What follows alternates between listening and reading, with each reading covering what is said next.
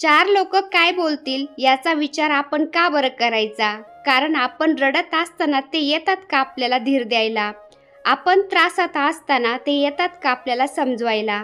आपण उपाशी असताना ते येतात का आपल्याला खाऊ घालायला? कोण असतं तिथं? फक्त आपण स्वतः. त्यामुळे मंडळी, लोकांचा विचार न करता स्वतःला कसं खुश ठेवता येईल हाच विचार आपण फक्त करायचा.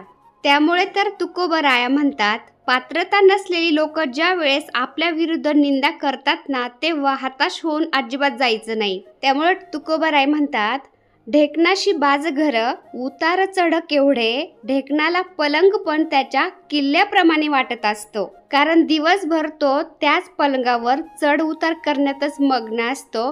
मग अशा ढेकणाप्रमाणे आयुष्य जगणाऱ्या सडक्या बुद्धीच्या लोकांकडे आपण का बरं लक्ष द्यायचं? नमस्कार मंडळी, मी छाया. आपल्या सर्वांचं आपल्या आणखीन एका नवीन व्हिडिओमध्ये अगदी मनापासून स्वागत करते. तर आज संध्याकाळी व्हिडिओ स्टार्ट केला आहे मी. तर उद्या पोळा आहे ना, तर फौजी साहेब घरीच आहेत. म्हणले चला आपण बाजारातून थोडं भाजीपाला, त्यानंतर पोळ्याला गूळ डाळ सगळं घेऊन येऊ, है ना फौजी साहेब? चला निघायचं. हो चला. तर चला थोडं सामान घेऊन येतोय. सणावाराचं पोळा आहे ना उद्या. तर उद्या पोळा आहे ना, हमखास फौजी साहेबांना ड्युटी लागणार आहे बरं का. म्हणजे जावंच लागणार आहे, आम्हाला साजरा करावं लागणार आहे. पण सामान तर आणून द्या. आमचा सण आहे उद्या. फौजी साहेब म्हणते आमचं सण आहे उद्या, काही पण नका बोलो. नाही, ते भरपूर व्हिडिओ बनतात ना. स्वतःलाच बैलपोळ्याच्या शुभेच्छा नका देऊन घेऊ. चित्र माणूस बाई काही जोक करतात, है ना. तर संध्याकाळ झालेली आहे. मस्त हे पहा, लोक फिरायला आले संध्याकाळचं मोकळ्या वातावरणामध्ये. हे पहा, काट्यांचं जंगल आमचं आहे की नाही. हळूहळू लागलंय कमी व्हायला, पण या साईडला जास्त येत आहे की नाही. इथं घर नाही झाले. तर चला पाणीपुरी खायला आलो आहे की नाही. पण तर हे पाणीपुरी आली. पाणीपुरी खाते फौजी साहेब आणि मी. भाजीपाला घेतोय, सामान घेतो थोडं आणि निघतो मग. चला या पाणीपुरी खायला.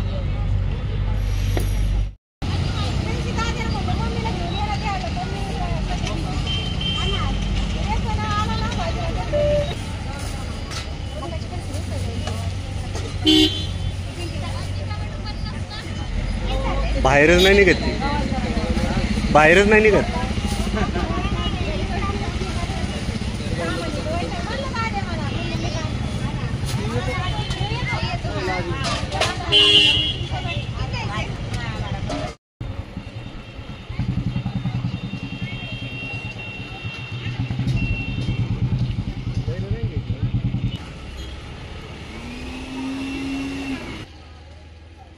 तर किराणा घ्यायला थांबले तिथं.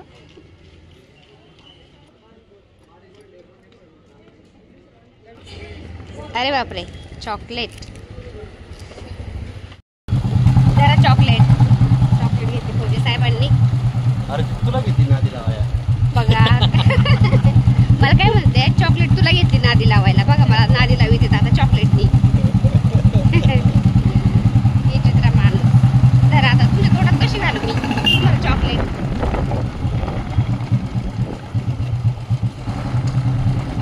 आणि हे पाहलो आपण घरी आता, आणि एकदम मोकळ्या वातावरणामध्ये येड्या बावळीच्या जंगलात आपलं घर आहे बरं का. तर नवऱ्याला बायकोची साथ आणि बायकोला नवऱ्याची साथ असेल ना, तर जंगलात जरी त्यांनी घर बांधलं ना, तरी त्यांचा संसार एकदम सुखाचा होतो बरं का. तर फौजी साहेबांनी मी आलो भाजीपाला थोडाफार किराणा घेऊन. कारण किराणा भरला ह्या महिन्यात, पण डाळ आणि गुळ भरायचं लक्षातच नाही राहिलं. गुळ भरला पण अर्धा किलोच भरला होता. पण आता उद्या पोळ्या बनवायच्या ना, त्यामुळं मग पुन्हा गुळ आणि डाळ आणले.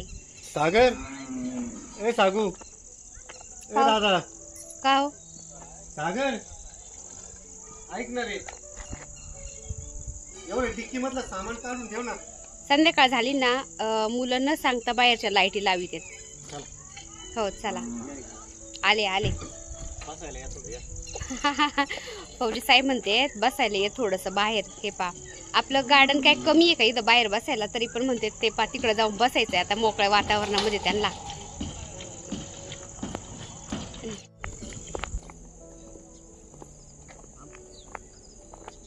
काय हे पा इथे येऊन बसलेत फौजी साहेब. तर हे पा इकडं बसलोत ना आपण थोडंसं बाजूला येऊन घराच्या अलीकडं. इथून आपलं घर कसं दिसते तुम्ही बघू शकता. म्हणजे बाहेरून बरेच वेळा मी तुम्हाला घर दाखवलं, पण आता आपण स्टोर रूम बनवलंय टेरेसवरती, हे पिरामिड बनवलंय, चोपाळा बनवलाय ना, त्यानंतर मी तुम्हाला हे फर्स्ट टाइम दाखवते घर. तर असं दिसतंय आपलं पिरामिड बरं का. पिरामिडमध्ये आपण चोपाळा बसवलाय. तर दिवाबत्तीचा टाइम झाला होता ना, संध्याकाळचा प्रदोष काळ. फौजी साहेब म्हणले चला आता घरी येऊन म्हणलं चला दिवाबत्ती करावं. आणि वातावरण कसलं भारी झालंय ना. आणि संध्याकाळचं पक्ष्यांचा किलबिलाट चालू होता, त्यांच्या घरट्यामध्ये बसायला जायचा. इतकं भारी वाटतं ना सकाळ संध्याकाळचं वातावरण. खरंच म्हणजे पाहायसारखं असतं. नेचरचा आनंद घ्यायचा म्हणलं ना, एकतर लवकर उठायचं आणि संध्याकाळचं थोडंसं 5-10 मिनटं होईना बाहेर पडायचं प्रदोष काळाच्या वेळेस. खूप भारी वाटतं. आणि 2 दिवसापासून पावसाने चांगली मोकळीक दिली ना, त्यामुळं चिडचिड नाही, काहीच नाही. 7-8 दिवस सारखा पाऊस लागून होता ना, तर एवढी चिडचिड व्हायची ना, गाड्या आतमध्ये घेतल्या की ते चिखलाचं त्यांची चिडचिड व्हायची सारखी, कसं तरी वाटायचं. पण आता 2 दिवसापासून मोकळं म्हणजे वातावरण जरा मोकळं झालंय ना, तर छान वाटतंय. हा व्हिडिओ आहे कालचा, पण आज अपलोड करते ना मी. तर आज आहे बैलपोळा. तर आपल्या सगळ्या शेतकरी बांधवांचा जिव्हाळ्याचा सण म्हणजे बैलपोळा. तुम्हाला सगळ्यांना बैलपोळ्याच्या खूप खूप शुभेच्छा. आपल्याकडे ना कितीही काही असू द्या, पण दारामध्ये एक गाई असल्याशिवाय त्या घराला घर पण नाही खरंच. तर आज सगळ्यांची फरमाईश होती पालक पनीर बनव, त्यासाठी मी पालकची भाजी आणली होती आणि तीच निसत बसले होते. तर आजकाल ना पावसाच्या वातावरणामुळं काय काय माहिती, पण पालेभाज्या एवढ्या खराब येतात ना, एकदम अशा काळपट आणि सडल्यासारख्या होत्यात. एवढी मोठी पालकची गड्डी होती ना, त्याच्यातून मूठभर पालक निघली होती फक्त बघा आता. बाकी भाजी सगळी खराब निघली. तर जेवढे चांगलं पानं घेता येतील तेवढे मी घेतले. आणि मुलं अभ्यास करत होते. फौजी साहेब बसले होते सोफ्यावर मस्त. आणि राजू गेलता बाहेर, तो पण आला होता आता. ऐक ना, मकाचे कणस आणलेत ते बाजारातून, स्वाद्याला आण ना, भाजून खाऊ आपण. आण लवकर चल. पालक भाजी बघ ना, एवढंच निघली भाजी, किती खराब निघले. पावसाळ्याच्या दिवसात असंच भाज्या खराब निघतात ना. मेथी बघितली का तुला? मेथीची भाजी आवडते बघितली का? ती व्यवस्थित बघितली, खाली नुसती सडलेली, नुसते शेंडे चांगले दिसतात फक्त, बाकी सगळे खराब. मग नाही घेतली बा. थोडस पावसाचं वातावरण गेलं नाही, मग पालेभाज्या आणू आपण हे ना. भाजीसाठी मी लसण निसत होते आणि राजू कंस सोलत होता. आकाशने मला गरम पाणी करून दिलं. म्हणला तुला शिंका येतात, सर्दी झालेली आहे ना, वाफ घे म्हणला गरम पाण्याची, बरं वाटन.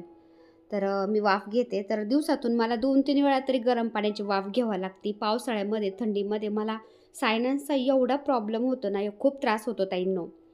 तर थोडंसं बाहेरून आले ना, आता शिंका चालू झाल्या होत्या, लगेच गरम पाण्याने अशी वाफ घेतली ना मग बरं वाटतं. आता मी गरम पाण्याची वाफ घेत होते ना, राजूने तो पालकचा जो कचरा होता तो, त्यानंतर मकाचे कणस सोले होते ते सगळं उचललं आणि आता बाहेर टाकून देतो म्हणला, कारण जनावर चरायला येतात ना, ते खाऊन जातात मग. आणि बाकीचा कचरा मग डस्टबिनमध्ये असतोच. तर पावसा पाण्यामुळं खराब निघली ना भाजी भरपूर, त्याच्यातली मी निवडून चांगली घेतली आणि 2-3 पाण्याने स्वच्छ धुवून घेते म्हणलं, कारण ते खराब पानं झालेले होते ना, त्या खराब पानाचं पण चांगल्या पानांना लागलेलं होतं जरा. आपल्या गार्डनमध्ये मी पालक टाकत असते, पण इतक्यातच टाकली नव्हती. तर आता थोडंसं उघड झालंय, माती थोडीशी कोरडी झाली ना, मग ती आपल्याला थोडी मोकळी करता येते आणि त्याच्यामध्ये बी व्यवस्थित टाकता येतं. आणि ओली माती असली ना, ती जर आपण मोकळी करायला गेलो ना, ते सगळं चिखल होतो आणि बी व्यवस्थित मग मातीमध्ये एकसारखं पसरलं जात नाही आणि ते व्यवस्थित उगत नाही. त्यामुळं थोडंसं पावसाने उघडीक दिली ना, म्हणलं मग पालक कोथिंबीर टाकन. आणि मी हमेशा सांगत असते आपल्या गुलाबाला मी कोणतं खत घालत असते, कसं घालते. पण आता आपल्या यूट्यूब फॅमिलीमध्ये बऱ्याच नवीन ताई ॲड झाल्यात ना, तर त्यांना माहीत नाही कोणतं खत घालते काय वगैरे ना. तर बऱ्याचशा कमेंट होतं ताईंच्या की तू खत घालून दाखवणार होती ना गुलाबाच्या झाडांना, ते का नाही दाखवलं. तर ताईंनो सारखा पाऊस चालू होता ना 7-8 दिवस, तर ती माती भुसभुशीत नव्हती, ओली होती. आणि ती ओली माती असं उकरायला गेलं ना, ती चिखल व्हायचा आणि भुसभुशीत माती असल्याशिवाय आपल्याला खत घालता येत नाही. त्यामुळं म्हणलं थोडंसं पावसाने उघडीक दिली ना मग खत घालन आणि व्हिडिओमध्ये तुम्हाला पण दाखवन मी. तर व्हिडिओमध्ये आवाज माझा जरा थोडासा बदबद येत असेल, कारण सर्दीने नाकं आहेत ना ह्या दिवसात माझी जाम होतेत आणि जो मी म्हणजे जे बोलते ना त्याचा उच्चार थोडासा व्यवस्थित निघला जात नाही किंवा आवाज थोडासा बदबद येतो, तर प्लीज ताई समजून घेत जा. तर गॅसवरती एकीकडं कढईमध्ये मी पाणी उकळायला ठेवलं, त्याच्यामध्ये पालक घातलाय. पालक जास्त पण नाही शिजून घ्यायचा, फक्त एक उकळी येऊन द्यायची आणि लगेच बंद करायचा असतोय. तर पालक पनीरची पूर्ण रेसिपी मी तुमच्याशी शेअर करते. अशी जर पालक पनीर तुम्ही केली ना, घरामधले खायला कोणीच नाही म्हणणार नाही आणि बोटं चाटून खाते सगळे घरातले. तर त्याची रेसिपी पुढं मी तुमच्याशी शेअर करते. तर पालक एकीकडं शिजत होती, तिला फक्त उकळी आली, मी लगेच गॅस बंद केला आणि कंस पण भाजत होते. सगळे कंस भाजते आता आणि सगळ्यांना देते, कंस खाऊ घालते म्हणलं आणि मग मी बाकीच्या स्वयंपाकाला लागते.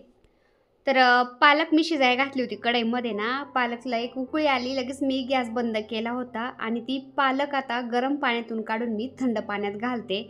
असं केलं ना तर त्या पालकच्या भाजीमध्ये जे जीवनसत्व असतात ना ते अजिबात म्हणजे बाहेर जात नाही. आपण ज्या पाण्यामध्ये पालक उकळी ना त्याच्यामध्ये सुद्धा जात नाही, कारण आपण फक्त एक हलकी उकळी काढून घेतली आणि लगेच त्याच्यातून पालक काढून घेतोत ना. तर थंड पाण्यात घातली ना आपण पालक उकळलेली, एकदम हिरवागार कलर येतो पालकला. तर थंड पाण्यात मी पालक घातली, तोपर्यंत आता हे कंस भाजलेत ना त्याला मी मीठ, मिरची आणि लिंबू लावून देते सगळ्यांना खायला. आकाश, दे रे बाबू तुला. ले, प्लेट घे. तुला आकाश धर. लिंबू लावायला नको म्हणतोय, पितो त्याला.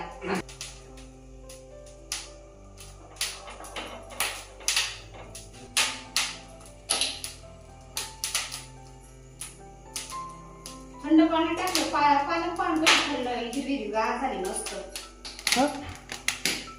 थंड पाण्यात टाकली ना एकदम हिरवीगार होत ती. मीठ नको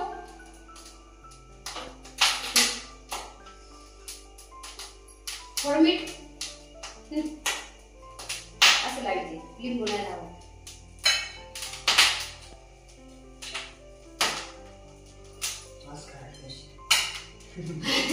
खोवाडम्या मला म्हणतो खराट करशील. पण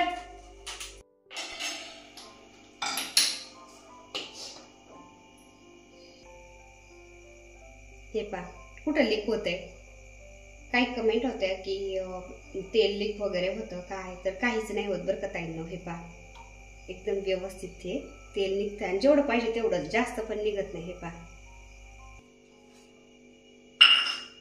दुसरा खलबत्ता देते तुला.